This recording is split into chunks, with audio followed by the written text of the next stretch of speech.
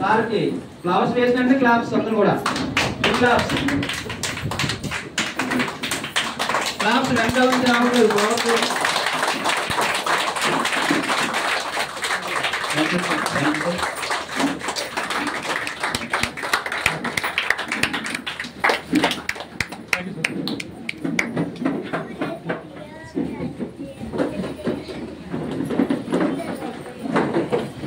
So ఒక్కసారి మీరు ఏం చేయాలంటే కొత్త వాళ్ళు పాత వాళ్ళందరూ కూడా మొబైల్ ఇమీడియట్ గా ఇచ్చు.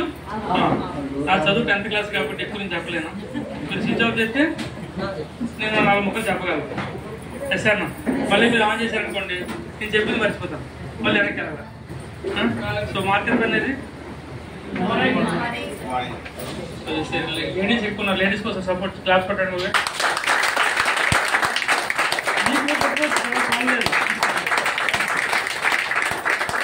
చాలా మందికి ఒక ఐడియా తెలియదు. రెండోది ఇక్కడ గీత ఉంటుంది. ఏంటి గీత? ధనరేఖ. పొరపాటు మనకి శనీశ్వరుడు అనుకోండి, గట్టి క్లాస్ కొడితే ఏమవుతుంది, శనీశ్వరుడు బయటికి వెళ్ళిపోతే డబ్బులు మన ఇంట్లో వస్తాయి. అర్థమైందా? ఇలా కొడితే ఏమవుతుంది, ఇంకా కష్టాలు బాగా వస్తాయి. లాస్ట్ టైం జగన్మోహన్ రెడ్డి గారు క్లాస్ కొట్టడం ఎలా కొట్టేవాడు, అందుకోసం మొత్తం సీట్లని పోయాయి. నిజాను ఆయన ఎప్పుడైనా క్లాస్ కొట్టడం చూడండి, తెలియదు క్లాస్ ఎక్కడ సౌండ్ వస్తుంది, గాలి ఇక్కడ మిస్ అయిపోతుంది. చాలా డేంజరస్ అండి క్లాస్, చాలా ఇంపార్టెంట్. సరేనా? మీకు అవకాశం దొరికినప్పుడే క్లాస్ కొట్టాలి. రోడ్డు మీకు కొట్టారనుకోండి అవుతారు మేము తేడా ఏమనుకుంటారు. నిజాను ఎక్కడ క్లాస్ కొట్టాలో కొట్టవలసిన టైంలో. అందుకోసం ముంబై ఢిల్లీలో తెల్లవారుజామున 5 గంటలకు వెళ్ళి 20,000 కట్టి మరి క్లాస్ కొడుతుంటారు ముంబై ఢిల్లీలో. మరి పిల్లలు ఎక్కడ తెచ్చుకుంటారు, అందుకోసం మాకు డబ్బులు కావాలని చెప్పేసి తెల్లవారుజామున క్లాస్ ఉంటాయి, క్లాస్ కొట్టే క్లాసులు, దానికి వెళ్ళి క్లాస్ కొట్టి కొద్దిగా సంపాదించుకున్నారు. మరి మనకి అవకాశం దొరికినప్పుడు ఏం చేయాలి, మనం క్లాస్ తప్పని కొట్టాలి.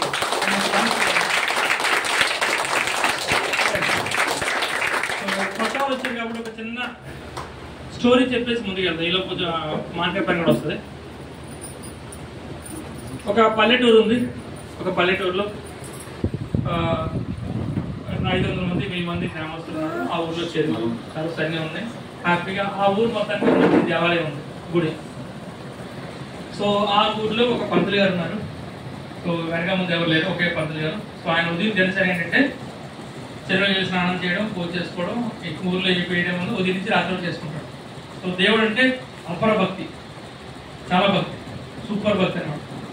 సో అలా జరుగుతుంది. కొన్ని రోజులు పోయినట్టు ఏమైందంటే టీవీలో పేపర్లో అనౌన్స్మెంట్ వచ్చింది, ఆ ఊరు చుట్టూ చెరువు నది అనౌన్స్మెంట్ వచ్చింది, తుఫాన్లు వస్తున్నాయి, సో మీరందరూ ఎలాంటి ఉండండి అని చెప్పి ఫస్ట్ అనౌన్స్మెంట్ వచ్చింది. ఈయన ఏమన్నారంటే ప్రజలందరికీ ఎలక్ట్ చేస్తే ఇది పర్లేదు కదా, ఏమనంటే మనకేం పర్లేదు, భగవంతు తీసుకున్నాను, మనకేం పర్లేదు, భగవంతు తీసుకున్నాను. సో వర్షం స్టార్ట్ అయిపోయింది. సో మెల్లమెల్లగా మొలడం స్టార్ట్ అవుతుంది. సో అప్పుడు ఏం జరిగిందంటే గవర్నమెంట్ తరఫు నుంచి బస్సులు వచ్చాయి. ఎవరైతే రావాలనుకుంటారో వస్తే పక్క మంచి ఊరు ఉంది, ఆ ఊరిలో తెచ్చేసి మీకు ఈ 4 రోజులు చూసుకుంటారని చెప్పి వస్తే కొంతమంది వెళ్ళిపోయారు. సో ఇంకొద్దిగా వర్షపాతం పెరిగింది. ఫస్ట్ టైం పంతులు గారు వెళ్ళే, సెకండ్ టైం మళ్ళీ పెద్ద వెహికల్ వచ్చింది. ఆయన పంతులు గారు ఏమన్నారంటే దేవుడు చూసుకుంటాడు, 50-80% ఖాళీ చేశారు. లాస్ట్ అండ్ ఫైనల్ ఎక్స్కి వచ్చింది. సో చాలా సీరియస్ కండిషన్ ఉంది, ఇంకా వర్షం 3 రోజులు 4 రోజులు ఆగదు. సో సీరియస్ కండిషన్ వచ్చిందని చెప్తే పంతులు గారు మాత్రం వెళ్ళలేదు, మిగతా 100 నిమిషాలు అందరూ ఖాళీ చేశారు. ఈయన మాత్రం ఏమన్నాడంటే ఏమన్నాడు, భగవంతుడు చూసుకుంటాడు, భగవంతుడు చూసుకుంటాడు. సో వర్షం పెద్ద వచ్చేసింది. సో ఏదైతే గుడి ఉంది కదా, ఆ గుడి పైకి కూర్చున్నాడు. ఆ పైకి ఇది ఉంది కదా, ఆ పైకి గోపురం పైకి కూర్చున్నాడు. సో ఈలోపు షిప్ వచ్చింది. షిప్ వచ్చి సార్ రండి సార్ పంతులు గారు రండి తీసుకెళ్ళిపోతున్నారు. ఆయన నాకు అవసరం లేదు. లాస్ట్ పట్టణం ప్లేస్ హెలికాప్టర్ పైన ఒక తాడు వదిలేసి గోపురం పైన పట్టుకున్నాడు. ఆయన నాకు వద్దు, దేవుడు వస్తాడు. ఎవరు వస్తారు? దేవుడు వస్తాడు. సో లాస్ట్కి వర్షం పెరిగిపోయింది, కొట్టుకొని వెళ్ళిపోయాడు, చనిపోయాడు. సో చనిపోయినంత ఏమవుతుంది, పైకి వెళ్తారు. సో ఈ పంతులు గారు పైకి వెళ్ళిన సీరియస్గా ఉన్నారు. ఇంకా భగవంతుడు మీటింగ్ ఉంది కదా, భగవంతుడు డైరెక్ట్ మీటింగ్. సో భగవంతుడికి అడుగుతున్నాడు, నేను తెల్లవారు లేచి ఏమి ఆలోచించలేదు, ఏమీ కోరుకోలే, నీ పూజలు పురస్కారం తప్ప నాకు ఒక్క రోజు కూడా ఒక్కరు ఎవరి దగ్గర డబ్బులు తీసుకోలే, అయినా నువ్వు నన్ను కాపాడలేదు, నువ్వు కరెక్ట్ కాదు, నువ్వు మంచి దేవుడు కాదు అరే బాబు ఫస్ట్ సారి బస్సు పంపించాను, రెండోసారి బస్సు పంపించాను, మూడోసారి బస్సు పంపించాను, తర్వాత షిప్ పంపించాను, లాస్ట్ హెలికాప్టర్ కూడా పంపించింది నేనే. అయినా ఏం పీకావు? ఇప్పుడు మనలో కూడా చాలా మందికి ఎవరో వస్తూనే ఉంటారు, నాయన సంపాదించుకో, నాయన సంపాదించుకో. దేవుడు రాడండి, మీ ఇంట్లో కొద్ది దేవుడు వేసాడు, దేవుడు పెట్టేస్తాడు, అవకాశాన్ని తీసుకుంటే మంచి పొజిషన్ వెళ్తాం. దానికి ఇంకొక ఎగ్జాంపుల్, లైవ్ ఎగ్జాంపుల్ చెప్తాను. సినిండిస్ట్ లో మెగాస్టార్ చిరంజీవి అందరికీ తెలుసు, చేస్తాను మీ వెంటుంటారు కాబట్టి. ఇది ఎంతమంది కనిపిస్తుంది? చేయలేక ఎంతమంది కనిపిస్తుంది? చెప్పు, మీకు కనిపిస్తుందా? కనిపిస్తుందా లేదా? ఇదే కష్టం, ఇది కష్టం. ఇదంతా అవకాశం, ఇదంతా ఏంటి? కానీ మన సమస్య ఏంటి తెలుసా? నేను అప్పు అయిపోయినాయి, కష్టాలు అయిపోయినాయి, పాపం అరే బాబు, నరేంద్ర మోడీకి బాధలు ఉన్నాయి. కోవిడ్ టైం మన ఇంట్లో కూర్చొని చపాతి ఇడ్లీ తీసుకున్నాను, ఆయన మాత్రం దేశం మొత్తం తిరిగాడు ముసలాడు. ఎసానో Narendra Modi at the age of 73 years covid టైంలో ప్రతి స్టేట్కి వెళ్ళాడు, అవునా కాదా? మనం మాత్రం పుష్పలాగా హ్యాపీ డోర్ వేసుకుని చపాతి, గంట తర్వాత మళ్ళీ ఇడ్లీ, తర్వాత దోశ, పూరి.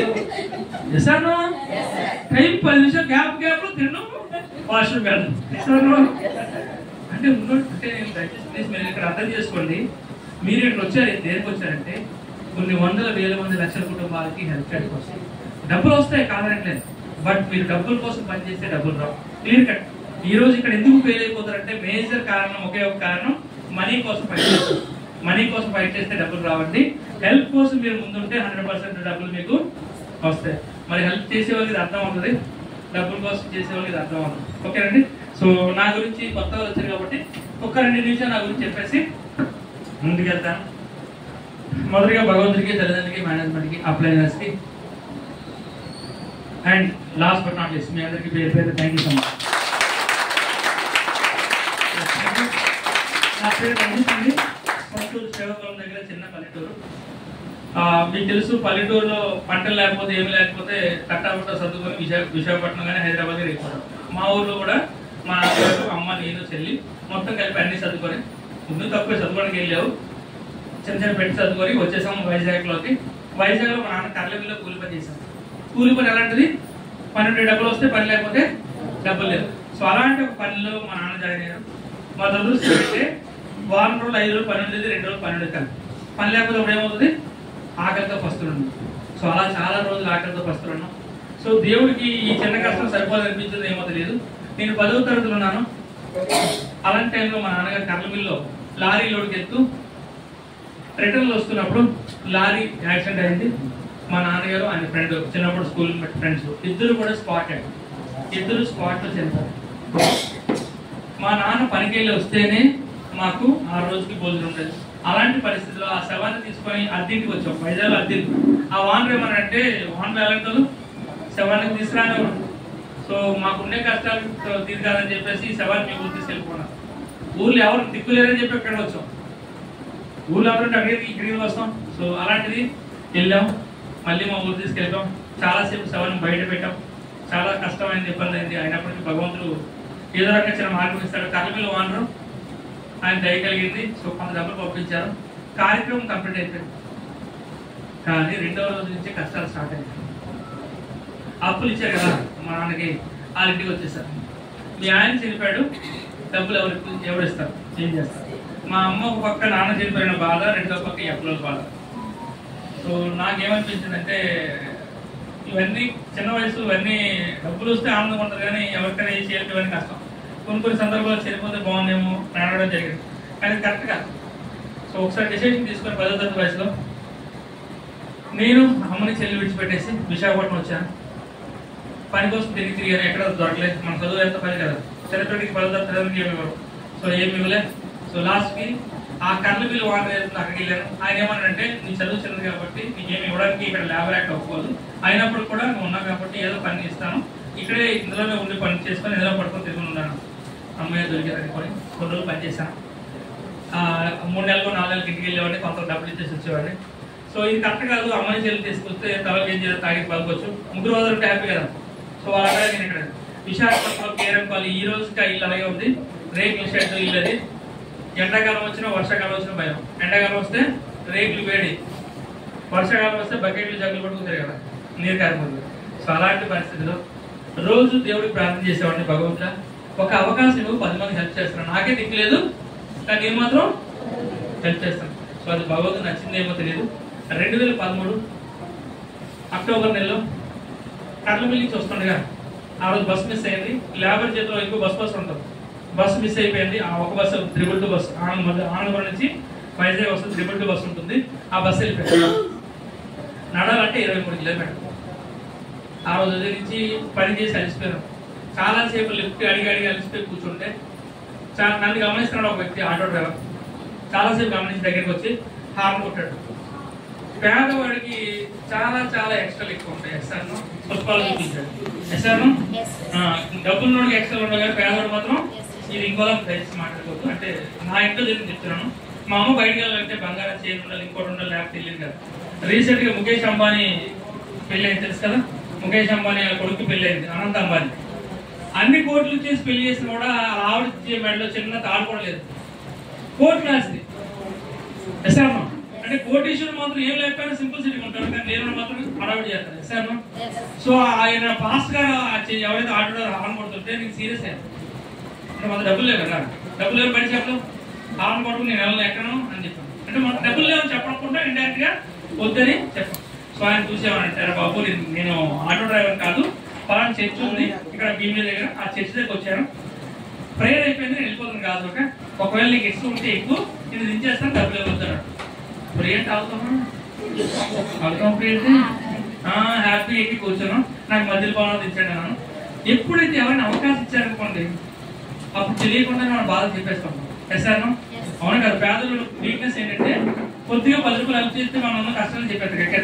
ఎస్ఆర్ సో మెల్లగా ఎక్కడ స్టార్ట్ చేశాను. నేను సేవకులు మా ఊరు ఇక్కడ మా నాన్న చెప్పాడు వాళ్ళకి చెప్తుంటే ఆయన అవన్నీ వింటే ఒక మాట చెప్పాడు.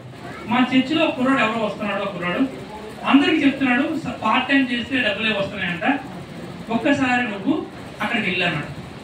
మళ్ళీ పేదలు పల్లి బయటకు వచ్చింది. పేదలు బయటకు వచ్చిన డౌట్, పేదలకు ఏమవుతుంది అనుమానం, పందులకు ఏమొచ్చింది అనుమానం మళ్ళీ వచ్చింది.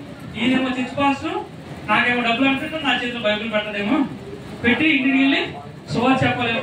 ఇలాంటి డౌట్ డైరెక్ట్ గా అడిగాను. సార్ నేను హిందూని, ఇలాంటి పనులు ఇచ్చాను బాబు, నీకు నచ్చితే ఇల్లు తెలుసుకో, నచ్చితే చేసుకో, లేకపోతే ఈ కళ్ళ మిల్లు పని చేసుకోనంట.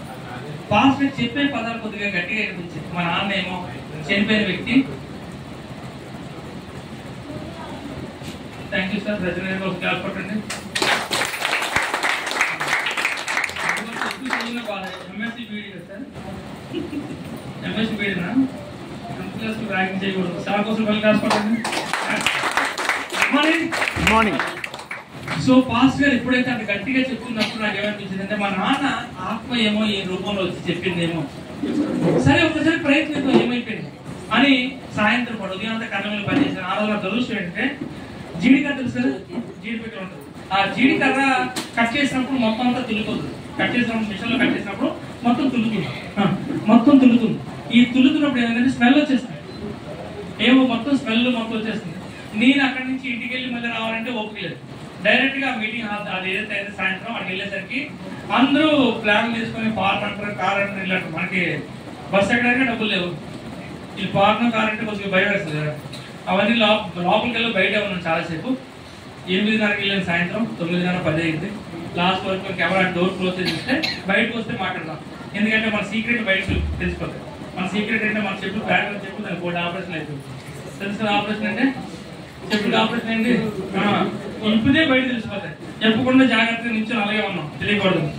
సో అలా అక్కడి నుంచి ఆయన బయటకు వచ్చాడు. మా టీఆర్కే రాజు వచ్చారు. ఆయనకు వచ్చి అడిగారు మన ల్యాబ్ ఏమవుతారంటే డైరెక్ట్ అడుగుతారు ఏం చేయాలో అనిపిస్తాం. రెండే క్వశ్చన్, ఏం పని చేయాలో నాకు అనిపిస్తాం. ఎందుకంటే మా ల్యాబ్ ఏంటంటే లారీ లోడ్ వచ్చింది అనుకోండి, అన్లోడ్ చేయాలంటే నాకు ఎంత డబ్బులు ఎత్తారు అడుగుతాం. అలాగే అక్కడ కూడా సేమ్ అడిగాను, నేను ఏం పని చేయాలో నాకు అనిపిస్తాను. ఆయన నాకంటే మరి రాజులు కదా ఎక్కడ అయిపోయి ఏమన్నాడంటే వస్తువులు వాడుకుంటే నీకు ఆరోగ్యం అవుతుంది, 10 మంది చెప్తే నీకు ఎంతమంది చెప్పుకున్నా డబ్బులు వస్తాయి, కానీ 3వ పని నువ్వు చేయాలన్నాడు. నాకు అర్థమైపోయింది. ఎందుకంటే తెలియనండి పేదవాడు చాలా తెలియనండి. సార్ అన్ని తెలిసిపోతాయి.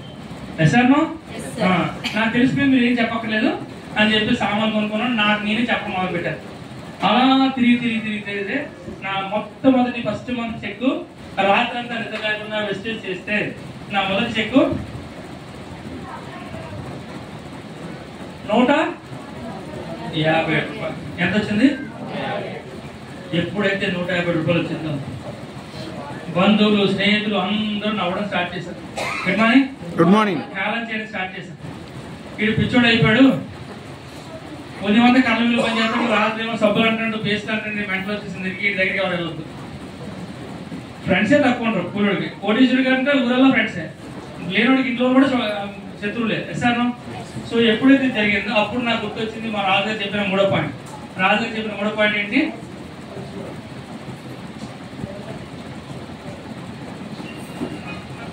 రాజుగారు చెప్పిన 3వ పాయింట్ ఏంటి?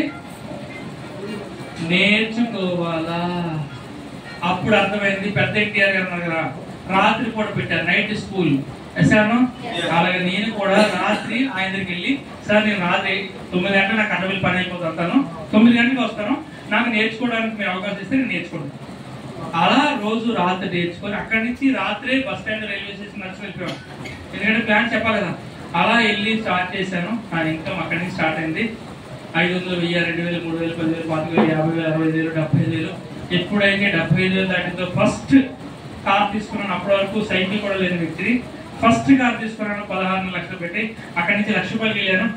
విశాఖపట్నంలో ఫస్ట్ అపార్ట్మెంట్ ప్లాట్ కొన్నాను 39 లక్షలు పెట్టి. లిఫ్ట్ లేదు, కార్ పార్కింగ్ లేదు. 1,00,000 2 లక్షలు వచ్చింది.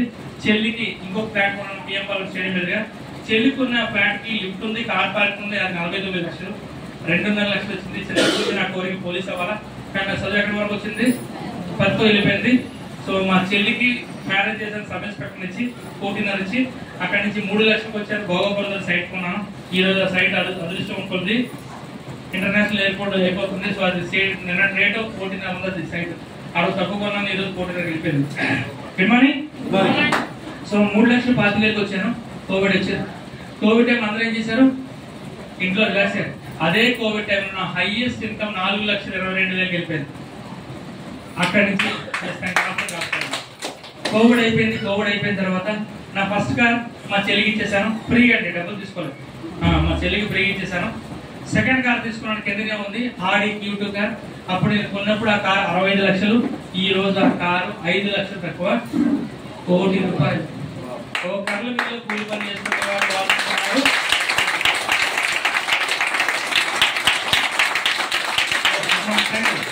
1 కోటి రూపాయలు కార్ తీసుకున్నాను. తర్వాత నాకు పెళ్లి ఇచ్చిన మా రేషన్ డిపోట్ వెళ్ళారు. నా ప్లాన్ తెలుసుకున్నది ఫస్ట్ ఆయన దగ్గరికి వెళ్ళారు.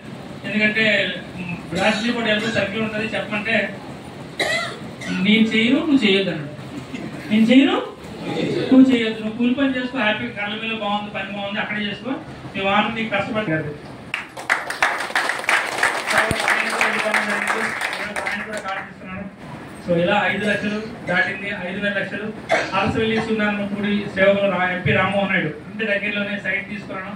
లాస్ట్ నవంబర్ లో కన్స్ట్రక్షన్ అయిపోయి ఓపెన్ చేశాను. Ground floor parking, first floor office, second floor media, 3వ ఫ్లోర్ ఇల్లు. ఇలా మొత్తం కలిపి 2,50,00,000 అయింది. ఇలా వెళ్తూ ఈ రోజు రంజిత్ పర్ మంత్ ఇన్కమ్ నెలసరి ఆదాయం రంజిత్ 9,76,000 రూపాయలు ప్లస్ స్టాక్ పాయింట్ కమిషన్ 2,50,000 రూపాయలు ప్లస్ మా ఇయర్ ఇన్కమ్ 2 లక్షల రూపాయలు. ఒక కూతురే కదా, మన డబ్బులు కదా, మన ఇంట్లో ఉన్నారండి ఆయన, అన్ని మనం ఇస్తున్నాం. పెన్షన్ 3,000 ఇస్తే అక్కడ పని చేస్తే 2,00,000 మన అకౌంట్ వేసుకోమా, వేసుకోవచ్చా లేదా? ఇప్పుడు టోటల్ ఎంత చెప్పండి? 14 లక్షల ఎంత?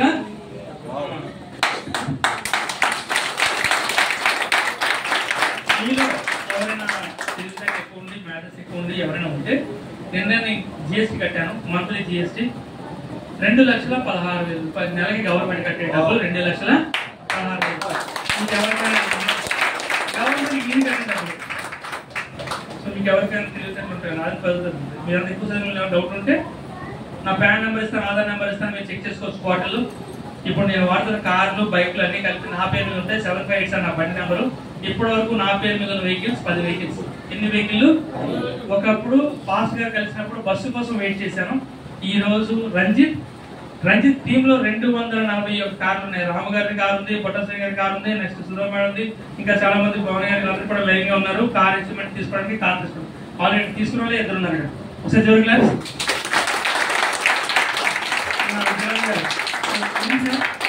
సో ఇప్పుడు ఇవన్నీ మీకు ఎందుకు చెప్పాను?